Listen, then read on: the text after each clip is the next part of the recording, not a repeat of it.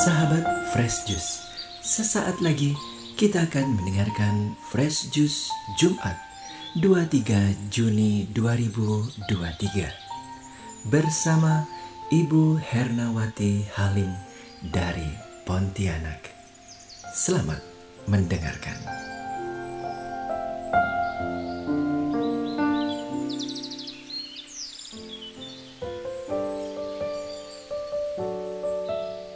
Shalom Bapak Ibu, saudara-saudari yang dikasihi dan mengasihi Tuhan kita Yesus Kristus.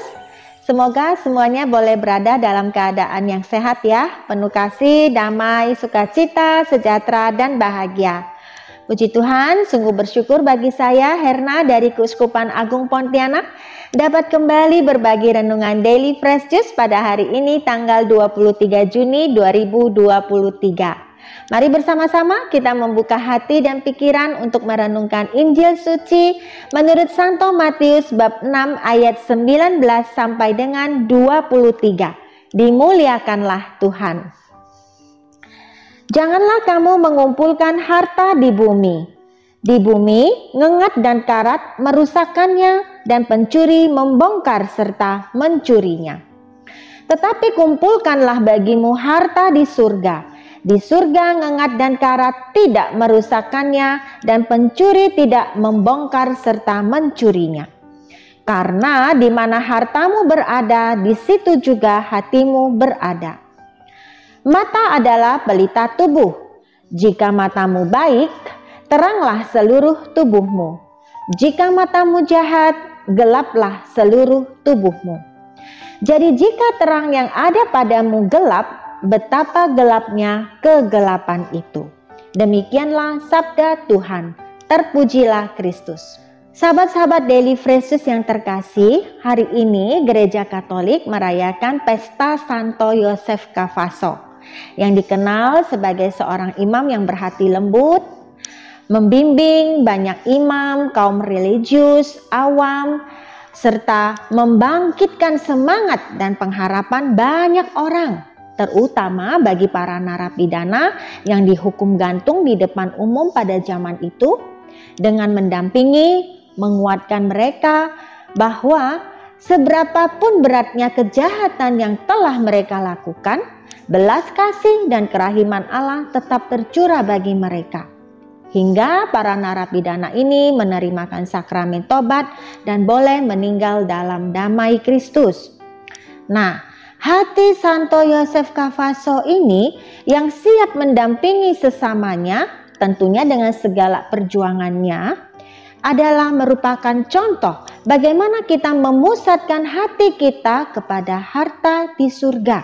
Sebagaimana yang Yesus sabdakan pada hari ini kepada kita para pengikutnya, untuk mengumpulkan harta surgawi yang bersifat abadi, kekal, dan tidak ternilai harganya, bukan mengumpulkan harta duniawi yang sifatnya sementara, dapat rusak, bahkan hilang.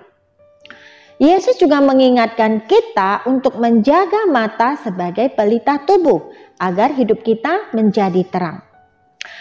Ada pepatah mengatakan dari mata turun ke hati. Mengapa? Ya, karena apa yang dilihat oleh mata bisa begitu cepat direspon ke hati dan pikiran sehingga menggerakkan orang berbuat sesuatu. Misalnya, saat kita melihat suatu barang, bisa jadi timbul rasa dalam hati ingin memilikinya. Nah, kalau hati yang seharusnya terang menjadi buta oleh harta duniawi, maka kita tidak akan pernah mengatasi kegelapan dalam hidup kita. Ada seorang pastor Jesuit yang bernama Henry Nouwen berkata demikian, kegelapan yang paling gelap ada dalam hati kita. Jika kita tidak menyadari kegelapan itu, maka kita tidak akan pernah merindukan Kristus, sang terang dunia. Manusia dalam hidupnya seringkali lupa akan kodratnya. Berusaha, mencari, mengumpulkan dan menimbun hartanya sedemikian rupa seolah-olah dapat dimiliki untuk selama-lamanya. Padahal saat meninggal tidak ada satupun harta duniawi yang bisa dibawa, bukan? Tuhanlah pemilik langit, bumi beserta isinya, termasuk diri kita. Jadi segala materi, harta, kekayaan kita adalah milik Tuhan. Tuhan yang memilih kita menjadi hamba-hambanya, mempercayakan hartanya kepada kita. Nah, seharusnya kita terdorong mengelola kekayaannya dengan setia, yaitu dengan cara menjadi berkat bagi orang-orang yang ada di sekitar kita. Semakin banyak yang bisa kita berikan sebagai berkat kepada orang-orang di sekitar kita, terutama yang kurang mampu, semakin banyak kita mengumpulkan harta di surga. Sebagaimana yang disabdakan Yesus dalam Matius bab 6 ayat 33, tetapi carilah dahulu kerajaan Allah dan kebenarannya, maka semuanya itu akan ditambahkan kepadamu. Dalam sebuah audiensi umumnya, Bapak Paus Fransiskus berpesan kepada kita, tidak salah memiliki harta, menikmatinya, dan hal-hal baik yang telah diberikan oleh Tuhan. Jika ingin sukses, itu tentu sangat baik, tetapi jangan sampai mengorbankan orang lain dalam mencapainya. Bercita-cita menjadi kaya juga sah-sah saja, namun yang terutama jangan menghalalkan segala cara, apalagi sampai mementingkan diri sendiri. Dan Bapak Paus menghimbau kita untuk tetap waspada saat dunia berkata begini, uang bukan segala-galanya, tapi segala-galanya butuh uang. Maka dari itu, ayo cari uang, harta, kekayaan sebanyak-banyaknya. Semakin banyak hartamu, maka engkau akan semakin bahagia, semakin dihormati dan disanjung. Nah, pandangan negatif ini akan menjebak orang dalam 3 kata. Ambition, addiction, adoration. Ambisi, adiksi atau kecanduan, dan pemujaan terhadap harta. Ambisi akan membuat orang, memacu orang mati-matian mengumpulkan harta, menggali, menimbun untuk diri sendiri. Demi alasan keamanan, kehormatan, supaya dipandang orang sebagai somebody, bukan nobody. Mengira dengan harta kekayaannya dapat mengontrol orang lain. Lalu dia akan merasa adiksi atau kecanduan, merasa tidak pernah cukup, ingin lebih dan lebih lagi harta yang berlimpah. Dan pada akhirnya akan jatuh kepada pemujaan terhadap harta sebagai raja. Hidup boros, pesta pora, glamor, mewah, tanpa mementingkan, tanpa memikirkan kebutuhan orang-orang lain yang kurang mampu di sekitar dia. Hati nuraninya menjadi tumpul, kerinduan untuk berbuat baik pun sirna, dan lambat laun akan terlepas dari firman Tuhan. Ada perumpamaan yang mengatakan demikian. Hidup ini ibarat naik perahu di tengah lautan. Kita memang perlu air laut untuk membawa perahu hidup kita. Tetapi jangan pernah memasukkan air laut itu ke dalam perahu kita, karena kita akan tenggelam. Demikian juga dengan harta. Dalam hidup kita memang perlu harta, tapi jangan sampai harta membutakan hati kita. Di mana hartamu berada, di situ juga hatimu berada. Maka Yesus selalu berpesan, jagalah hatimu dengan segala kewaspadaan, karena dari sanalah terpancar kehidupan. Bijaklah, kepada siapa hati kita bertaut? Kepada Tuhan atau harta? Jika hati yang melekat kepada harta bisa dipastikan menjadi akar kejahatan yang menggerogoti hidup. Sementara hati yang tertuju kepada Tuhan akan selalu menghasilkan kebaikan. Kaya atau miskin, harta duniawi bukan menjadi ukuran berkenannya Tuhan atas hidup kita kok. Hiduplah sebagaimana Yesus hidup, demikian halnya kita mengumpulkan harta di surga. Miliki sikap hati sebagai seorang hamba yang tidak mempunyai apa-apa, tidak mampu berbuat apa-apa tanpa Tuhan, mengosongkan dan merendahkan diri sebagai hamba.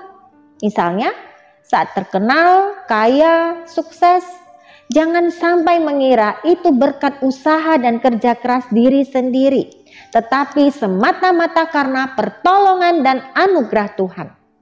Tetap bijaksana, berpikir positif, berhikmat, berani menaruhkan masa depan hanya ke dalam tangan Tuhan dengan ucapan syukur. Tetap rajin bekerja, berupaya, berkarya, menabung dengan baik dan bijak.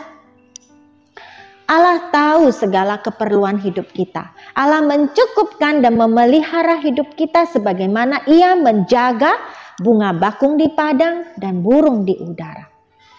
Allah tidak pernah berhutang apapun kepada kita, tetapi apa yang kita miliki sekarang ini semuanya berasal dari Allah. Camkanlah bahwa kita hanya tunduk kepada Tuhan sebagai Tuan, bukan uang. Jangan sampai menjadi hamba uang. Hidup ini terlalu singkat, terlalu rendah untuk kita habiskan dengan hanya mencari harta dan kenikmatan duniawi fana lainnya dan menimbunnya untuk diri sendiri. Hidup ini barulah bermakna jika kita persembahkan kepada Tuhan, melayani Tuhan melalui sesama sesuai porsi kita dengan harta yang Tuhan percayakan kepada kita. Dari Kristus kita mewarisi kemampuan untuk mengasihi dan dikasihi oleh sesama. Dengan cinta akan Tuhan, kita bisa belajar hidup bermakna dengan puas. Sebaliknya, dengan cinta akan harta, kita tidak akan pernah mengenal yang namanya puas. Ingat, bukan seberapa banyak harta yang kita miliki, namun kedekatan hati kita dengan Tuhan yang menjadikan kita berhikmat, mempercayakan, menaruh masa depan dan jalan hidup yang benar ke depannya. Dan terutama fokuslah pada kehidupan abadi pada akhirnya nanti. Santa Teresa Avila berpesan, semakin sedikit yang kita miliki di bumi ini, semakin banyak kita menikmati di kerajaan Allah, di mana istana masing-masing sebanding dengan cinta yang dengannya Dia telah meneladani Yesus Kristus. Amin. Roh Kudus memampukan kita semua untuk terus berjuang, berkarya, dan bertumbuh dalam iman, harapan, dan kasih. Tuhan Yesus memberkati. Sahabat Fresh Juice, kita baru saja mendengarkan Fresh Juice Jumat 23 Juni 2023. Terima kasih kepada Ibu Hernawati Halim untuk renungannya pada hari ini. Sampai berjumpa kembali dalam Fresh Juice edisi selanjutnya. Tetap semangat, jaga kesehatan, dan salam Fresh Juice.